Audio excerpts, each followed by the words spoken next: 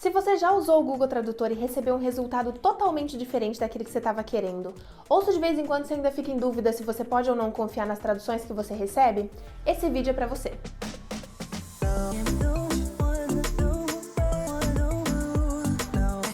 Hello everyone, welcome back to the channel. Meu nome é Thalita e hoje a gente vai falar sobre o Google Tradutor. Fica comigo até o final desse vídeo, porque além das dicas que eu vou te dar de como melhorar sua pesquisa no Google Tradutor e aumentar sua chance de receber a melhor tradução possível, eu também vou te mostrar algumas funcionalidades da plataforma que talvez você não conheça. Let's begin? O nosso cérebro está constantemente recebendo muita informação nova.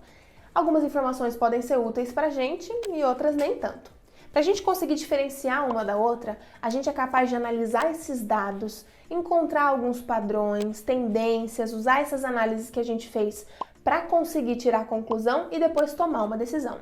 E a gente é muito bom nisso. Quanto mais a gente executa essas tarefas, melhor a gente vai ficando nelas, e isso também é resultado da nossa capacidade de aprender. O Google Tradutor faz as suas traduções através de uma tecnologia que chama Machine Learning, que numa explicação bem simplista, faz com que os computadores, ou nesse caso o Google Tradutor, tenha a capacidade de aprender sozinho, tipo o nosso cérebro. É como se essa tecnologia permitisse que os computadores pensassem como a gente para executar vários tipos de tarefa. E uma delas é estabelecer umas regrinhas lógicas com base nesse reconhecimento de padrão de todos os dados que foram analisados, e a partir daí traduzir de uma língua para outra, por exemplo. E é justamente por causa disso que vem a minha primeira dica. Não traduza palavras soltas ou palavrinha por palavrinha para depois você montar a sua frase em inglês. Como a gente conversou antes, o Machine Learning baseia a tradução por contexto, então se você tirar a palavra do contexto e jogar ela sozinha ali, o tradutor vai te dar a tradução mais comum, a mais frequente, mas não necessariamente é a que você quer. Ok, teacher, mas e se eu quiser a tradução de uma palavra só? Eu não quero tradução de frase inteira. Ok, mesmo que você queira a tradução de uma palavra só, tenta pensar numa frase para colocar aquela palavrinha para diferenciar ela de alguma outra possível tradução que ela possa ter. Quanto mais o seu nível de inglês for melhorando, mais você vai saber e lembrar quais são as palavrinhas que têm vários sentidos. Mas caso você ainda não saiba, coloca aquela palavrinha dentro de um contexto que a chance do Google entender o que você está querendo dizer é bem maior.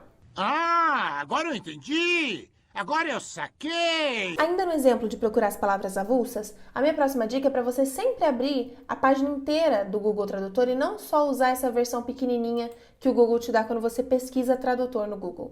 Porque nessa versão maior, você tem muito mais opção de tradução do que só uma palavrinha avulsa. Aqui do lado esquerdo aparecem as definições da palavra que você pesquisou, como apareceria num dicionário, por exemplo. Aliás, se seu nível é intermediário ou avançado no inglês, o ideal seria que você sempre pesquisasse as palavras numa entrada de dicionário, por exemplo, ao invés de já ir direto para a tradução, para você estimular o seu cérebro a fazer essas conexões em inglês. Ainda aqui dentro desse lado esquerdo, você tem exemplos da palavra que você pesquisou dentro de uma frase, com um contexto para você poder analisar. Já do lado direito, aparecem as várias traduções que a palavra que você pesquisou pode ter. E aqui você pode analisar duas coisas. A primeira é a função que aquela palavra poderia ter dentro de uma frase. E aqui vai um exemplo do porquê que estudar gramática no estudo de uma língua estrangeira pode te ajudar. Você não precisa ser especialista em gramática, mas só de você ter uma noção, isso já pode te ajudar muito. Por exemplo, saber as classes de palavras. Classe de palavras, ou também tem gente que chama de classe gramatical, é a classificação de cada palavrinha que tem dentro de uma frase para a gente saber a função dela dentro da frase. Então, por exemplo, a gente pode ter verbo, adjetivo, substantivo, advérbio, enfim. E a partir daí, caso você não tenha dado um contexto para o Google Tradutor saber do que você está falando, você pode fazer análise a partir desses dados também. Vamos supor que você queria traduzir a frase It's a lie, mas você não deu todo esse contexto para o Google Tradutor, você colocou aqui só a palavrinha lie e ele te deu todas essas opções de tradução. Porque estudando um pouquinho de gramática, você sabe que depois de a, esse lie só pode ser substantivo. Então, quando você vem aqui na opção de pesquisar só uma palavra e está pesquisando entre os substantivos, você já elimina essa opção de verbo. Então, você sabe que de todas essas outras traduções de verbo que o Google Tradutor te dá não são essas que vão servir para você. Você vai pesquisar aqui dentro dos substantivos. Depois de ter excluído as opções de verbo, você pode vir aqui por frequência, que é outra funcionalidade que o Google te dá. Então, como a palavra mentira é muito mais comum do que todas as outras, a chance de você acertar escolhendo ela é muito maior. Uma outra forma de checar que a tradução que você escolheu era a que você queria é pesquisar ela no Google Imagens. Nem sempre o Google vai ter uma imagem específica para aquilo que você estava querendo pesquisar.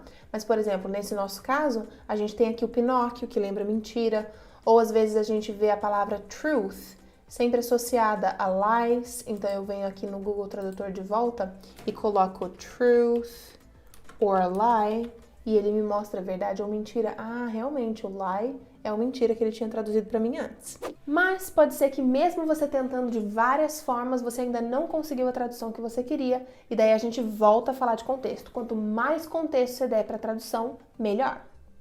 Uma outra reclamação que a gente também sempre ouve sobre o Google Tradutor é que, além de ser perigoso pesquisar essas palavrinhas soltas, o contrário também valeria, como se quanto maior fosse o texto, pior fosse a tradução. Mas isso não tem tanto a ver com o tamanho do texto, e sim com a pontuação. Se o texto estiver bem escrito, bem pontuado, a chance dele ser bem traduzido é muito grande. Até porque um texto nada mais é do que várias frases menores juntas, inseridas num contexto. Então a gente tem frases menores inseridas num contexto, ou seja, tudo que o Google Tradutor gosta. O importante aqui é você não confiar plenamente nessa tradução e usar ela para alguma coisa importante ou algum e-mail importante, enfim. Se é para isso que você quer, contrata alguém que trabalha com tradução para você garantir que pode confiar nessa tradução. Agora, traduzir textos longos no Google Tradutor pode ser ótimo para pesquisa, por exemplo. Quando eu estava fazendo meu TCC, 80% dos textos que eu achava sobre o assunto que eu queria eram em inglês. E por mais que eu seja fluente em inglês, eu leio muito mais rápido em português, que é a minha língua materna. Eu estava preocupada com velocidade e não com compreensão do texto inteiro. Eu queria saber se aquele texto ia servir para minha pesquisa ou não. Então eu jogava o artigo inteiro no Google Tradutor, lia rapidão. Como eu sabia inglês, eu conseguia identificar quando que a tradução não estava fazendo muito sentido, então eu voltava para o texto em inglês e lia com mais atenção. Mas quando eu escolhia aquele artigo, quando eu sabia que aquele artigo ia ser útil para mim, daí eu voltava para o original e ia lendo mais devagar, entendendo todo o conteúdo. Mas, em geral, eu recebi uma tradução muito boa, e é esse o ponto. A tradução do Google Tradutor não precisa ser perfeita, ela precisa ser boa o suficiente. Ela não pode substituir a reflexão que você vai ter sobre qualquer assunto que você esteja traduzindo. Ela é ferramenta e não solução. No nosso caso de estudo de inglês, ele é uma ótima ferramenta de estudo, mas ele não é a solução. Você não vai ficar fluente em inglês estudando pelo Google Tradutor. Por isso a importância de entender direitinho cada funcionalidade que o Google Tradutor dá pra gente tirar o melhor dele.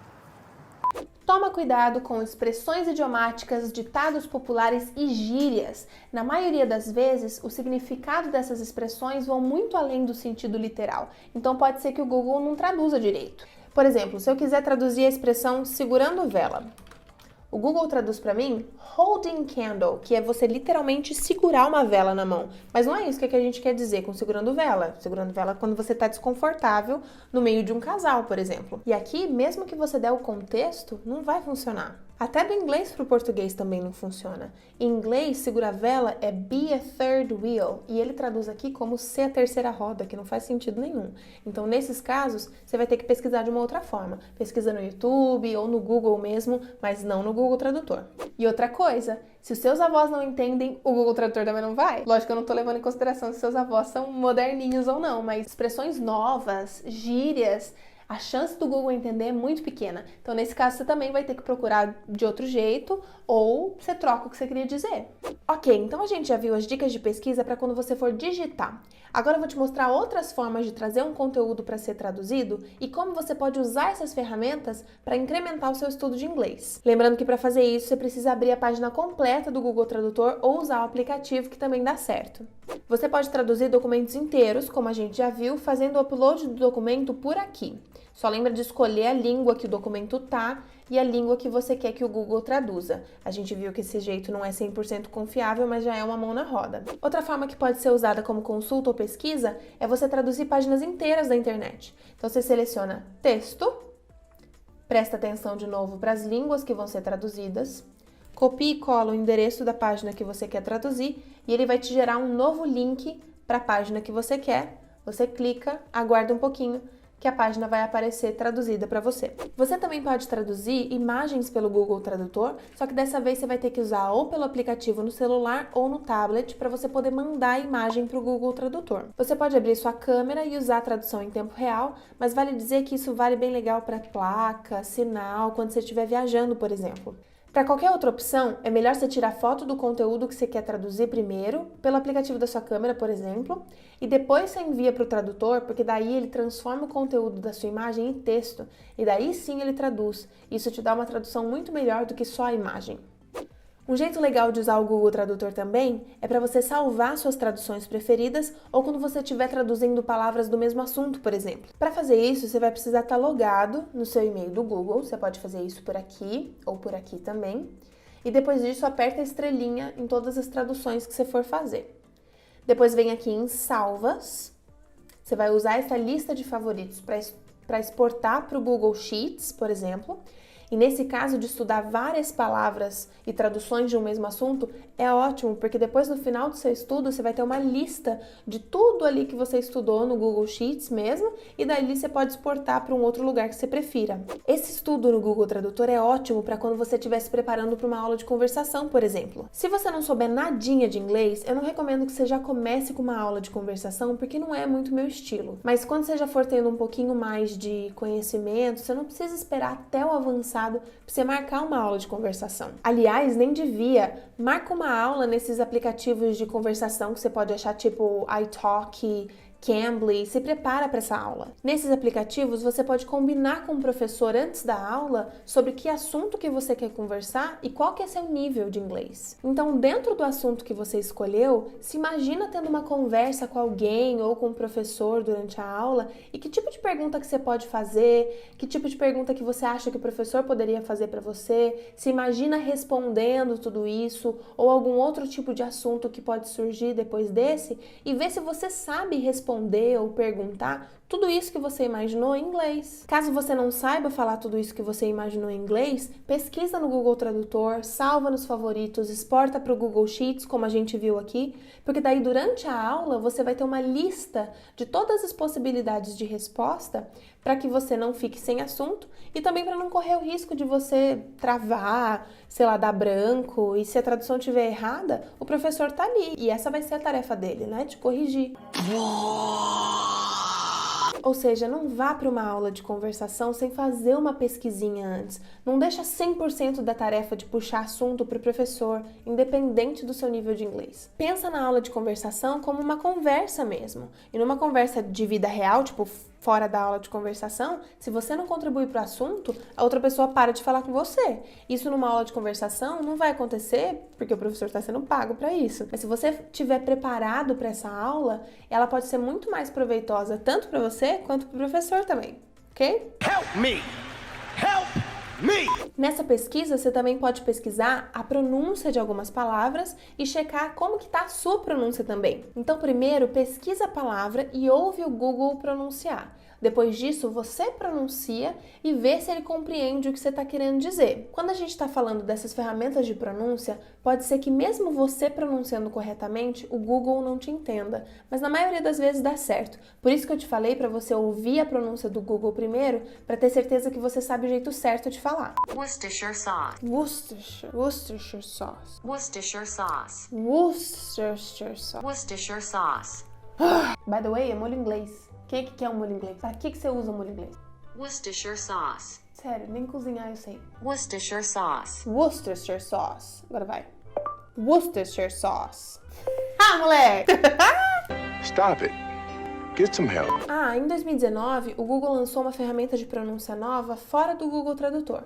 Então você vem aqui na barra de pesquisa do Google mesmo e digita How to Pronounce e a palavra que você quer ouvir a pronúncia. Vai aparecer aqui o jeitinho de pronunciar e uma boquinha falando para você ver os movimentos que a boca faz quando pronuncia essa palavra. Iron. Tem também um botãozinho slow para você ouvir essa pronúncia devagar. Iron. E aqui um botãozinho de practice para você praticar a sua pronúncia. Iron. Good job! Bom trabalho! Pode ser que nem sempre esse botãozinho de praticar funcione. Às vezes ele aparece aqui que deu erro. Então, se você mesmo assim quiser praticar sua pronúncia, eu sugiro que você volte no Google Tradutor e tente praticar por lá. Uma coisinha que pode te ajudar muito em viagens, que você não tem certeza se vai ter internet o tempo todo, é baixar para o seu celular o idioma que você vai precisar. Daí você não fica dependendo da internet para conseguir alguma tradução. Só que essa é uma funcionalidade só do aplicativo, ok? Também pelo aplicativo, o Google Tradutor consegue reconhecer textos de escrita cursiva e isso pode ser bem prático para você que trocou o caderno pelo tablet, por exemplo. Então, se você estiver fazendo alguma anotação, você não precisa alternar para o teclado para digitar. Você pode escrever com a sua letra mesmo, que o tradutor também entende. Se você ficou até aqui comigo nesse vídeo, pode baixar aqui seu certificado de usuário de Google Tradutor. Mentira, tô zoando. Mas você já tem um monte de ferramenta nova para testar. Me conta aqui embaixo nos comentários se alguma dessas funções são novas para você e testa para ver se funciona. Não esquece de deixar o like nesse vídeo, se inscrever no canal e thank you so much for watching, guys. I'll see you in the next one. Bye! Me vê um Worcestershire sauce? Tem molho shoyu? Nem queria mesmo cozinhar. Tem que falar com o brinco, senão não funciona. Worcestershire sauce. Sotaque americano não vai funcionar. Worcestershire sauce. Sotaque britânico, certeza que vai dar. Worcestershire sauce. Cook, você gosta de molho inglês? Ele, assim como 80% da população, não sabe pra que serve molho inglês. Também aprendi a falar essa porra.